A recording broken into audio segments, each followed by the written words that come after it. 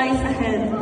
To formally close our program, it is my honor to invite here in the front the President of the University of the East Caloocan Psychological Society, who is also a freshly pinned student and the project head of the pinning ceremony. Please welcome with a round of applause, Ms. Charmaine Ann Balcazar.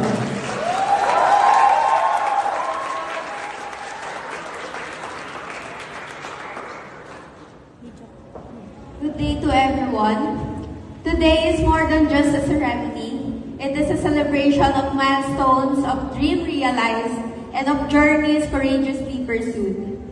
As we gather here for the third reading ceremony of the Bachelor of Science in Psychology under the theme Celebration of Honoring Milestone, the Pursuit of Excellence in Psychology, we are reminded of the hard work, sacrifices, and unwavering dedication that have brought each of us to this significant moment.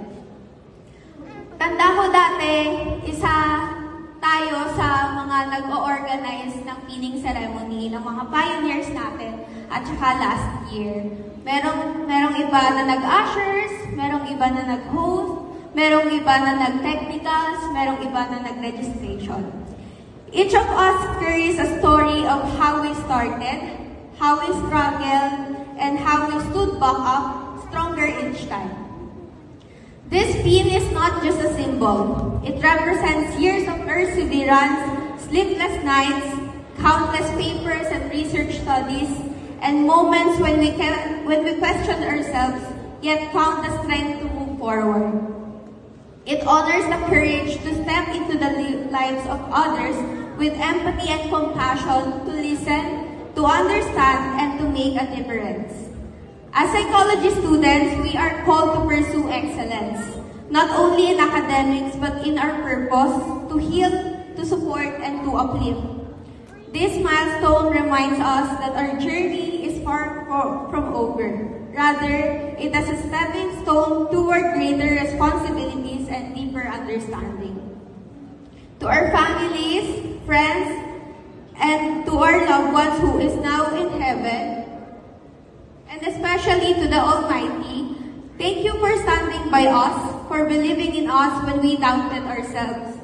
To our professors, who have not only imparted knowledge, but have also inspired us to become the best version of ourselves, we are forever grateful.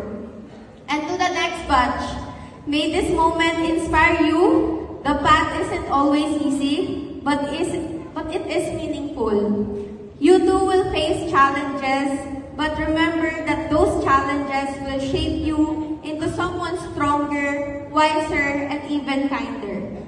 One day you will stand here wearing your own pin with stories of resilience and victories to tell.